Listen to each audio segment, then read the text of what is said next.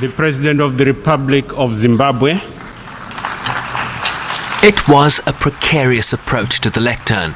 The 93-year-old leader unsteady on his feet, but not in word, reminding the Assembly that his government was a strong advocate for the sovereignty of nations. Some of us were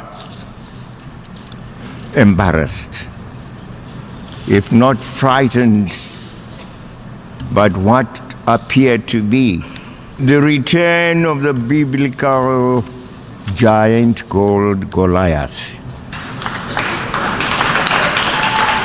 Are we having a return of Goliath to our midst, who threatens the extinction of other countries?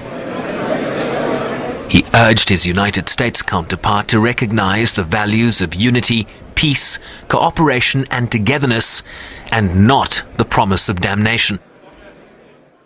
Damnation we shall always resist, no matter whence it comes.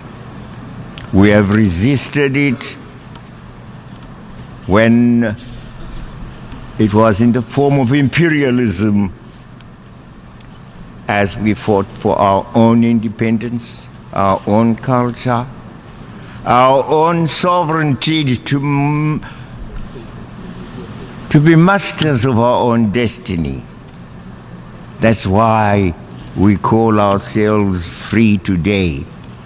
It is because the monster of imperialism was defeated by us.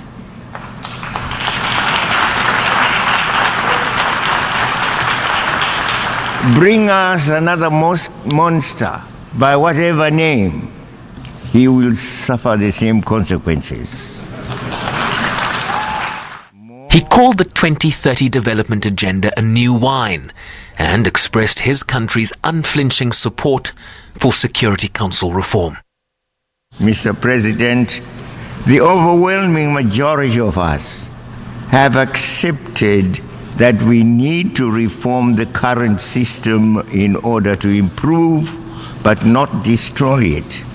Nonetheless, the negotiations and process intended to yield the accepted reforms are painstakingly slow.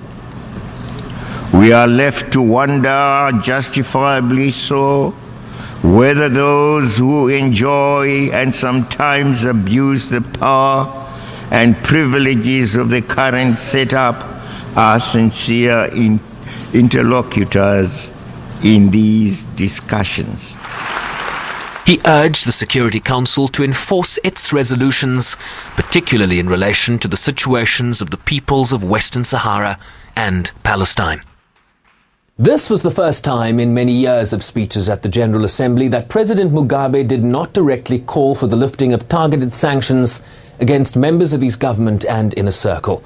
And although he clearly struggles to walk the world's oldest head of state, was still able to deliver some punches, and in the process had many in the room smiling and applauding, if only at the punchlines.